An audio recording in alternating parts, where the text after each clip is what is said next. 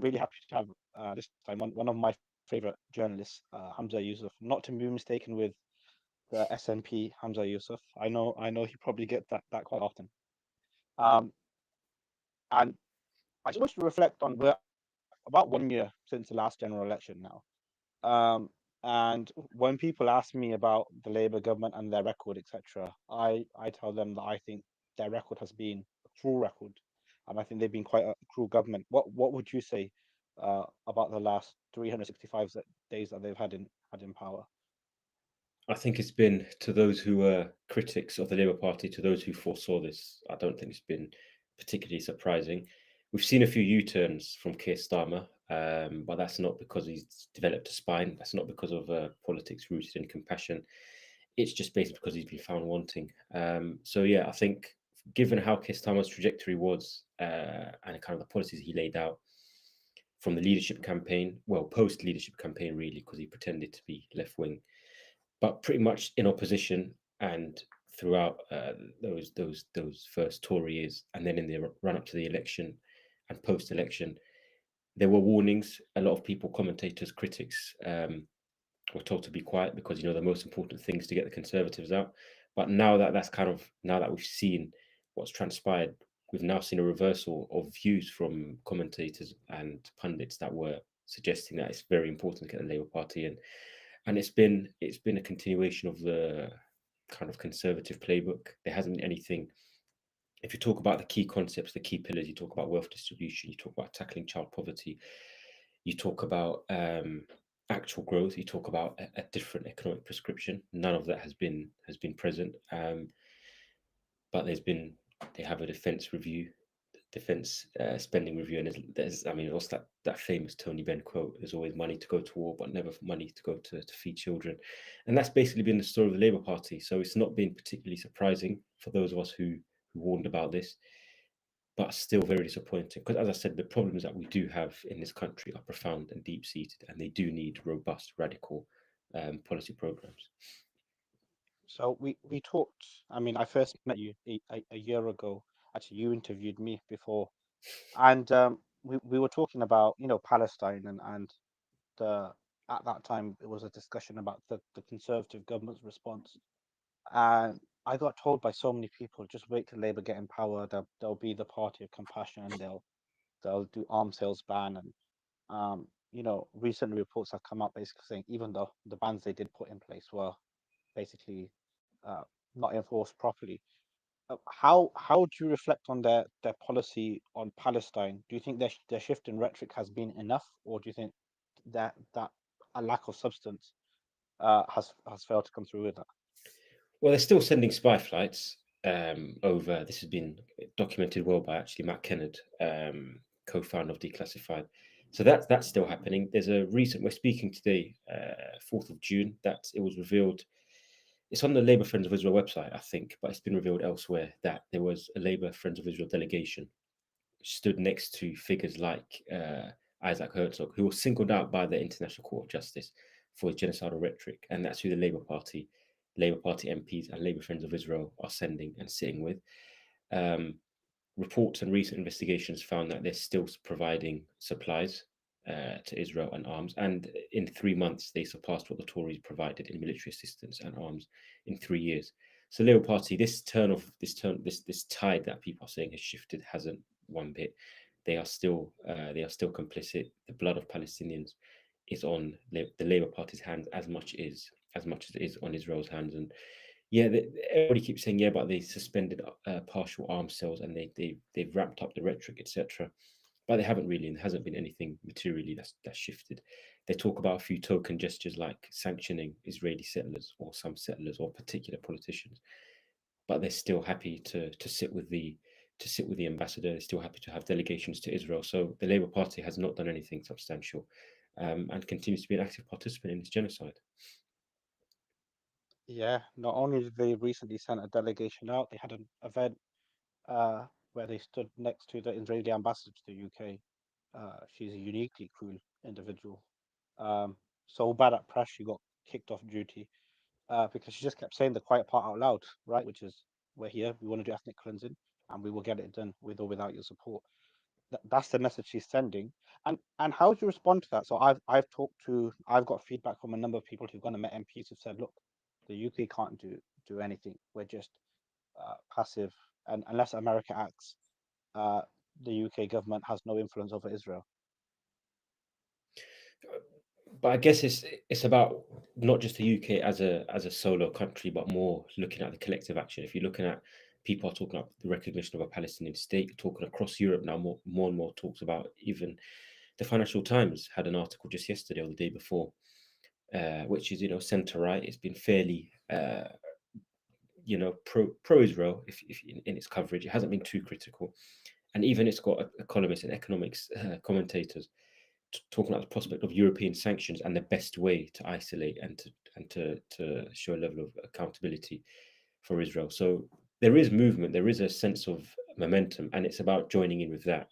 So it's not about, oh, but what is the US going to do? Where does it stand? I mean, you have to, like with South Africa, when you build up that international global pressure and you really generate momentum, then it can have an impact. And Israel needs to have that diplomatic cover. It needs to have that political backing, which we've seen at the UN. We've seen how Britain defends it. We've seen how Britain arms it. We've seen how the US arms it. Once these levers are pulled, then it's a completely different equation. It's a different formula, and that's what the UK has to be doing. You have to talk about, for example, arrest warrants, sanctioning ministers, expelling ambassadors. There are courses of action that can be taken, but the Labour Party and the UK in general is just happy to just sit by, follow what the US policies. But it takes changing that. It takes deviating from that script, because then Israel knows that it doesn't have unconditional support. And it's the element of where Israel knows. I mean, what was it the journalist said the other day? An Israeli journalist or Israeli official on Israeli television said we can kill 100 people, 100 Palestinians a day, and nobody will stop us. That is in part because of the Labour Party and the kind of the fact that whether it's Labour, Conservative, just the UK in general, the UK political class has given unconditional backing. And that extends when the US and the UK and Germany and the rest of them continue to back Israel.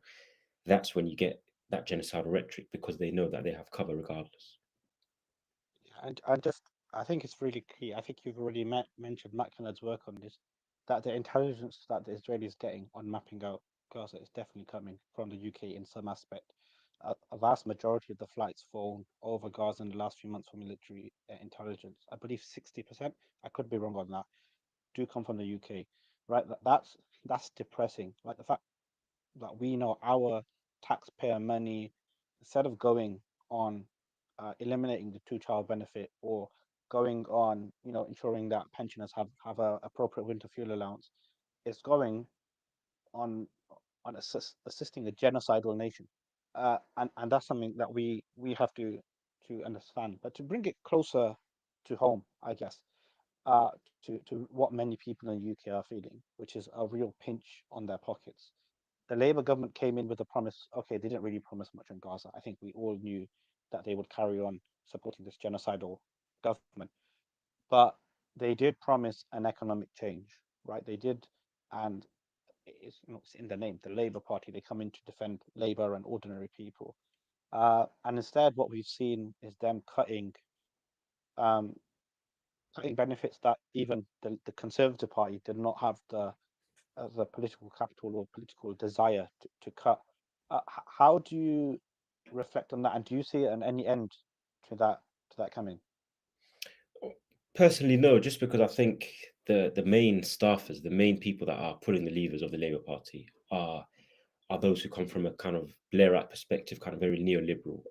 And even maybe Blairites generous. We're talking about Cameronites, if you like, people from that political school of thought, economic school of thought. And you can see with the rhetoric that Keir Starmer comes up with and Rachel Reeves.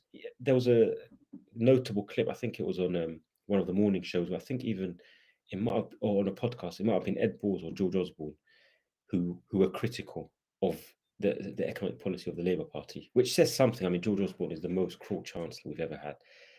He sat there and made life hell for children, for all those with the economic prescriptions that he laid out. And even he's saying, look, we need to change tact a little bit. Now I understand the caveat that it's easier when you're out of power. You should have done it in power.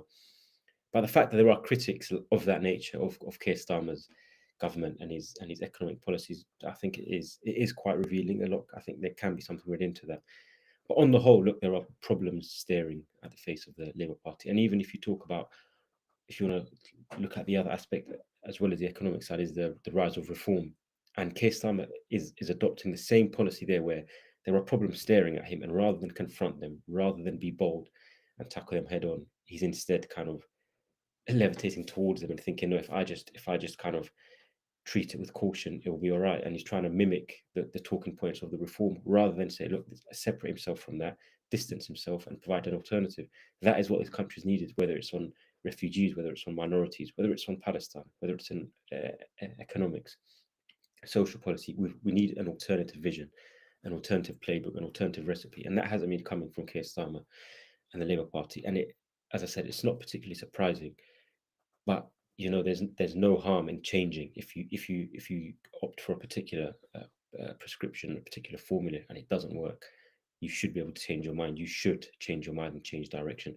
But again, he's petrified of potentially losing his kind of middle ground voters, or whoever it is. But there is broad support in all the polls, all the different surveys show for a different policy prescription, for more progressive economic outlook, and they're just ignoring it because I guess they're trapped in echo chambers.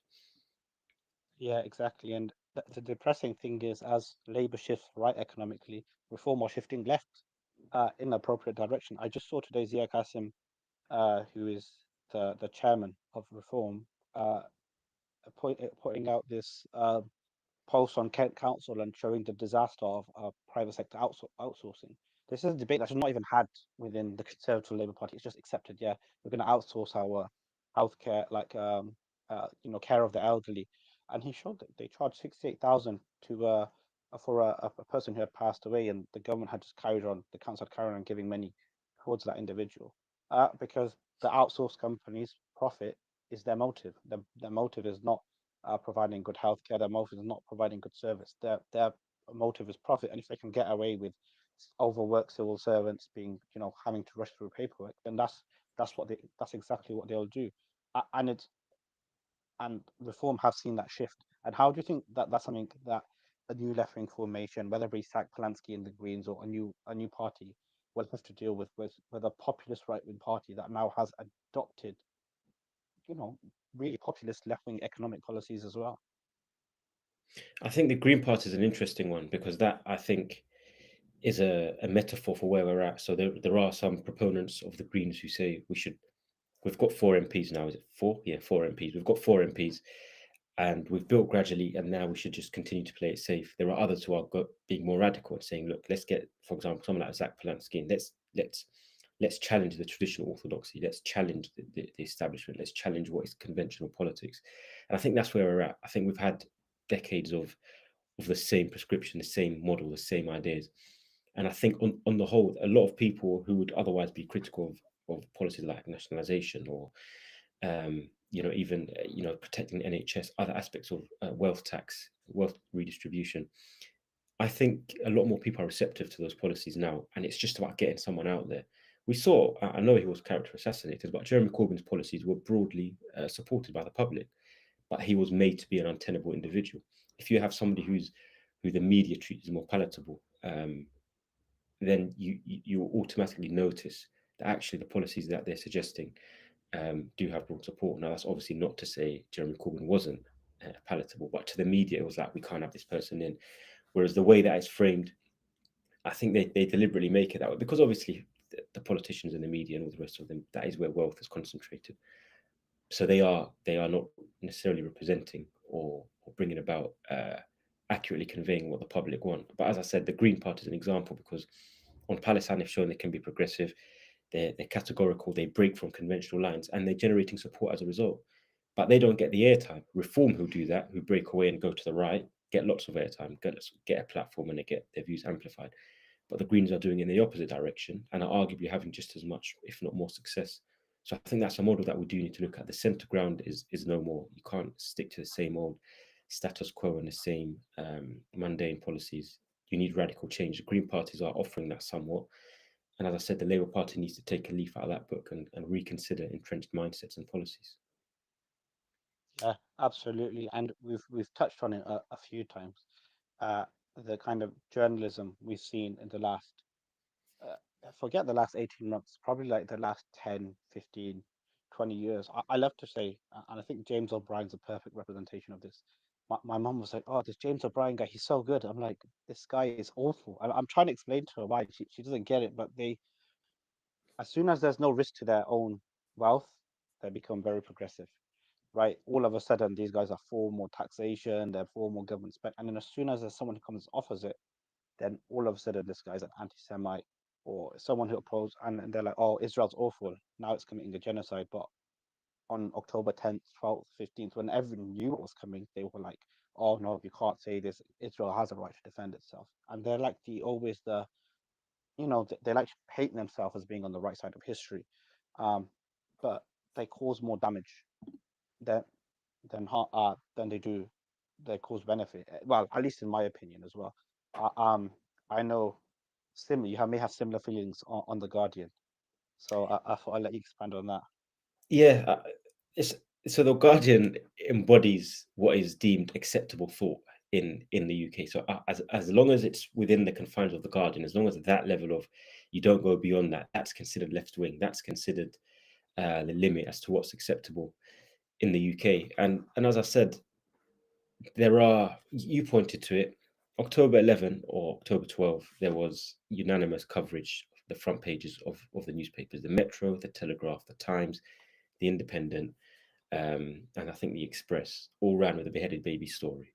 Now, that was a clear example of manufacturing consent. Even from a journalistic point of view, those claims weren't verified. And yet they still ran with them. And now you have that was the time. And if you remember in the run up from October 7th and onwards in the immediacy, and to be fair to this day, there were countless claims from Israeli officials we're going to make Gaza a place where no human can exist, we're going to reduce it to rubble. All different genocidal claims. If you remember, Herzog said there is nobody's innocent. The siege that was imposed by Defense Minister Gallant, none of that made the coverage. None of that was given as the context. Now they're all saying, "How did we get here?" The Independent ran an editorial saying, "I wonder how we got here." And it was written by the correspondent that penned the article of the beheaded babies. That's cause and effect laid bare for everyone to see. And the Guardian, which we alluded to, is an embodiment of this. It is now being a bit more critical. It's now platforming certain voices. It's now asking, well, this has to stop. If this is not a genocide, then what is it? But the time to ask those questions was 20 months ago. The time to run that categorical critical coverage was a long time ago. And as I said, these are, especially the Guardian, it's masquerading as progressive, fearless journalism, when actually it's not that different to the others. The mainstream, it adheres to the same script. And you have, for example, Channel 4 coming under a lot of praise now for aggressively grilling Israeli officials, the latest one being David Mensa. Well, then why were you not aggressively grilling officials before? Now, they would argue, oh, but we had to platform them and let them get their point across. But the bottom line is that when the time was there to criticize Israeli officials, when the time was there to scrutinize Israel's intent and its actions, Palestinians were being asked, "Do you condemn Hamas?" That was the question. That was what presenters were more worried about. And when it came to looking at Israel's intent, Israel's actions, Israel's merciless carpet bombing, they were caveating with the Hamas-run health ministry. A lot of them still do. They were saying Israel has a right to defend itself. They were regurgitating Israeli talking points. So it has been a failure of journalism in the last 20 months. And as you said, it's been accelerated what was declined before.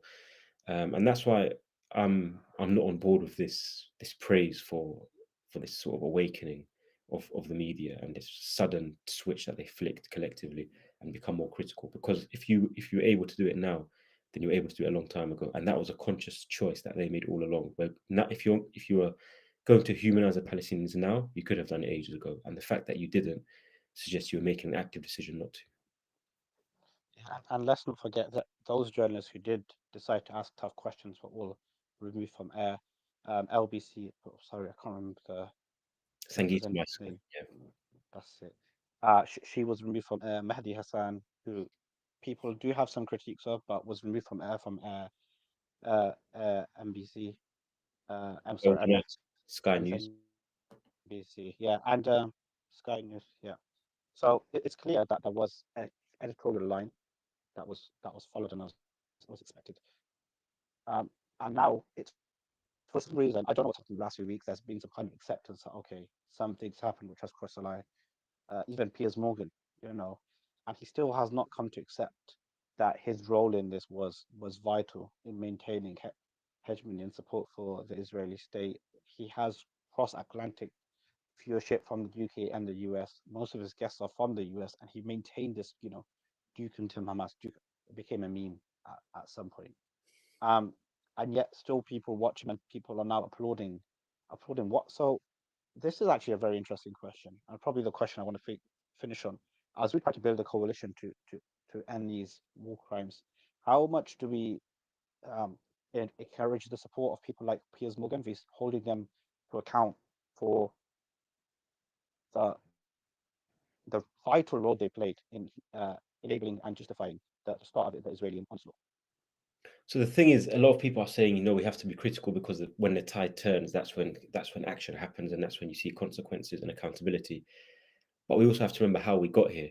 If people like Piers Morgan asked those questions a long time ago, we wouldn't have reached where we've reached. We wouldn't have reached the catastrophic scenes we're seeing, the deliberate starvation, the engineered famine. We wouldn't be seeing that if the right questions were asked. So if you now arrive late to the party and you decide, well, actually, I'm going to start to be more critical, I'm going to start to apply a bit more pressure on Israel, then all you're doing is simply absolving any responsibility that you had. But we can't forget those who played a part, and that's why I say it may be cynical. Not everybody may agree, but the bottom line is that there are journalists, a long list of them, who in their reports, in their dehumanizing language, in the way that they treated presenters, sorry, in the way that they presented and interviewed Palestinians, in what they showed and what they decided not to show, in the claims that they amplified, all of that collectively together across the spectrum, they've played a huge part. And that's why when people now decide to suddenly do some journalism, it's too little too late, because as I said, there is far too much has happened, far too many Palestinians have been killed. Gaza has been reduced to rubble, as Israeli officials promised, and because they ultimately banked on cover from the media. And as I said, even you talk about the one which stands out is the Medic massacre a few weeks ago, and Israel was proven to lie. Anybody could have told you Israel lies routinely anyway. And yet, to this day, that was just a few weeks ago, they're still taking Israeli claims at face value. So nothing's changing. They're merely upholding this so-called balance and neutrality. But as I said, people like Piers Morgan are not on, they're not going to be the ones who liberate Palestine. Um, and they were, when, as I said, when the time was there to ask questions, Piers Morgan was asking the wrong questions. He was asking if you condemn Hamas or not, when actually that was the time to be interrogating Israel's genocidal intent and the genocidal actions that matched it. Yeah, absolutely. And we will see this kind of shift. And it's already started of people coming on side and saying, we crossed the line. Um, the line was crossed well before October 7th, to be honest.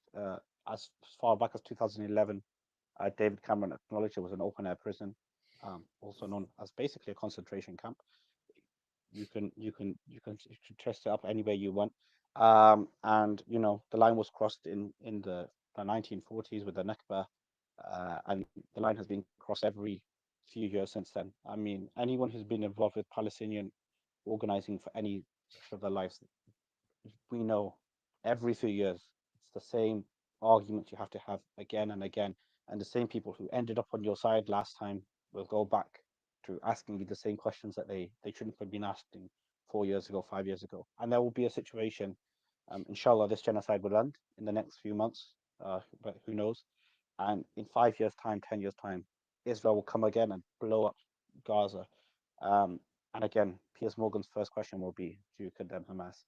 I like this on the record. It's on record, and we will pull it out to show that the truth has been told, because he can't keep getting away. Um, him and others like him can't keep getting away with maintaining the status quo whilst pretending just to be outside it enough so that they can maintain their image of being against the establishment and they're firmly implanted within it.